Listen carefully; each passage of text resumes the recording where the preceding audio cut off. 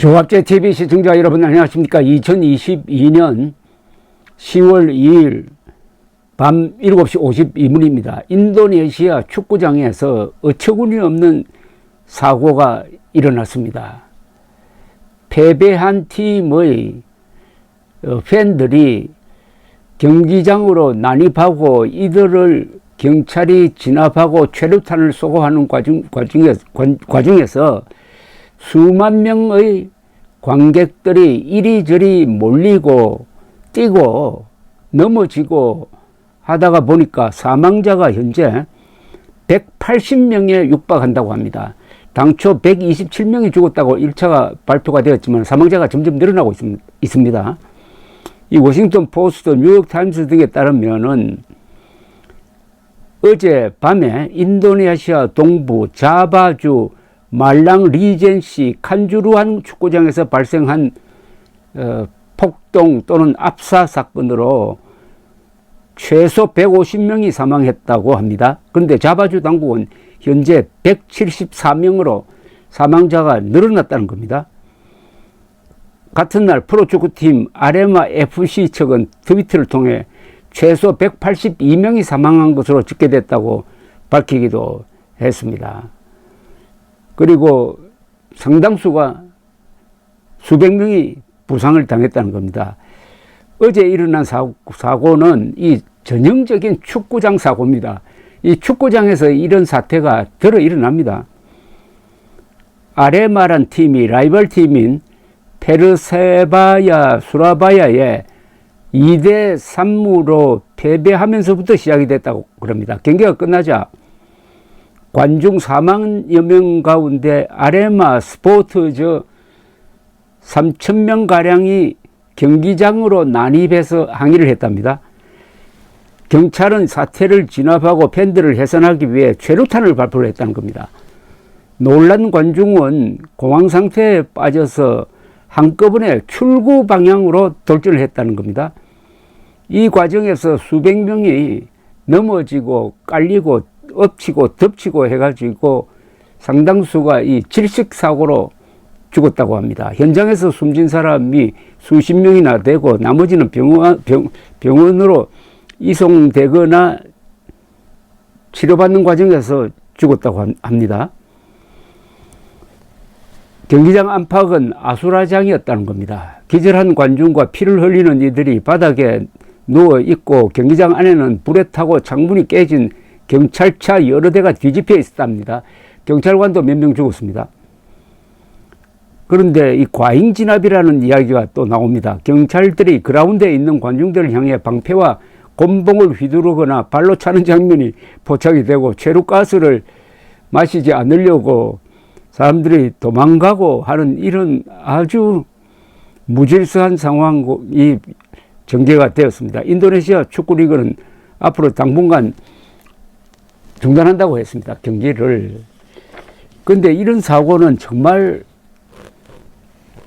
조심해야 합니다. 저는 2019년 10월 3일 광화문에서 우리 역사상 최대 규모의 시위가 있었습니다. 그때 조국 규탄을 위해서 모인 사람들이 정확하게 이 휴대폰을 추적을 해가지고 동시 인구가 한 50만 명이 된 적이 있습니다.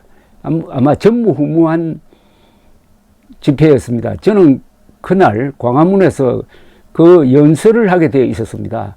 그런데 연설 무대로 접근하기 위해서 군중 속을 걸어갔는데 완전히 사람의 벽이었습니다. 아찔했습니다. 이때 만약 무슨 소동이 벌어지가지고 넘어지면 어떡할까 하는 그런 생각을 했습니다. 왜냐하면은 저도 그런 비슷한 상황을 한번 겪은 적이 있습니다. 1959년 7월 17일입니다. 자유당 시대 때죠. 저는 중학교 1학년생이었습니다. 부산 공설운동장에서 부산 시민 위안대회라는 게 열렸습니다. 3만여 명이 운집을 했습니다. 영화배우팀 대 만화가팀의 야구시합 뒤에 위안 공연이 있었습니다. 저는 요 야구시합 무렵에 나와버렸습니다. 일찍 나와버렸습니다. 근데 그 뒤에 있었던 일이 뭐냐 하면은 위안 공연 중에 소나기가 쏟아졌습니다.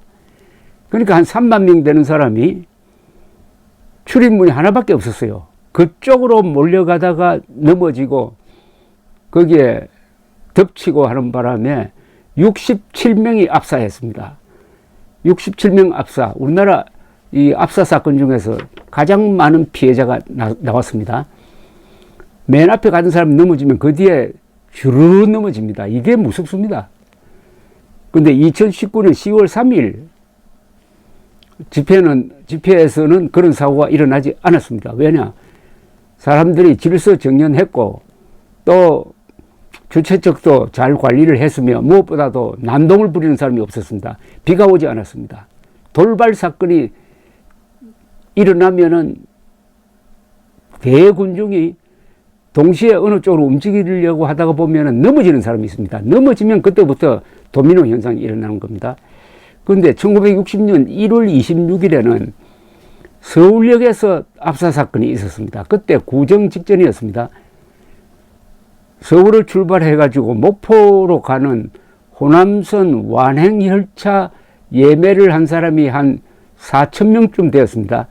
이 사람들이 완행열차에 서로 타기 위해서 계단을 뛰어 내려가다가 앞에 가는 사람이 넘어지니까 그 뒤에 같이 넘어졌습니다. 이 사고로 31명이 죽었습니다. 유럽에서 있었던 사건 중에는 이런 게 있습니다.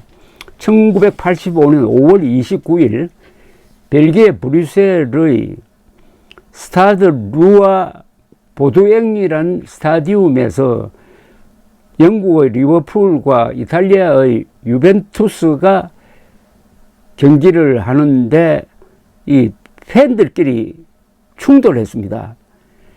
그러는 과정에서 콘크리트 벽이 무너져 가지고 39명이 사망을 했습니다. 그리고 그 4년 뒤 1989년 4월 15일 영국의 셰필드에서 힐스버러 스타디움이라고 있는데 여기서 경기를 하던 중에 여기는 충돌이 아니고 입장객들이 몰려가지고 보호 철망이 무너지면서 94명이 압사했다는 이런 사례가 있습니다. 여러분들 이게 남의 일이라고 생각하지 마십시오. 사람이 모였을 때 이 입추의 여지가 없다고 그러잖아요. 입추의 여지가 없이 사람이 모였을 때 그 장소에 가는 것이 매우 위험합니다. 넘어지면 큰일 납니다. 안 넘어지도록 해야 되고 우선 사람들이 서로 밀집되지 않도록 거기에 공간을 만들어줘야 합니다. 공간은. 내일 아마 10월 3일 광화문 집회가 열리는 모양인데 내일 조심해야 될 것은 이 날씨를 잘 봐야 됩니다. 소나기가 올 때 뛰는 사람들이 많으면은 이게 문제가 생깁니다. 안전은 뭐 여러 사람들이 그게 관여를 하니까 결국은 거기 참여하는 한 사람 한 사람이 자기의 안전을 지켜내야 합니다. 여러 떼죽음 중에서 참 허망한 것이 이게 밟혀 죽는 겁니다. 밟혀 죽는 거. 제발 사람들이 많이 모인 장소에 안 갈 수는 없지만은 갔을 때 자신의 안전은 자기가 지켜야 한다. 인도네시아 축구장에서 있었던 이 일이 남의 일이 아니라고 봐야 합니다. 감사합니다.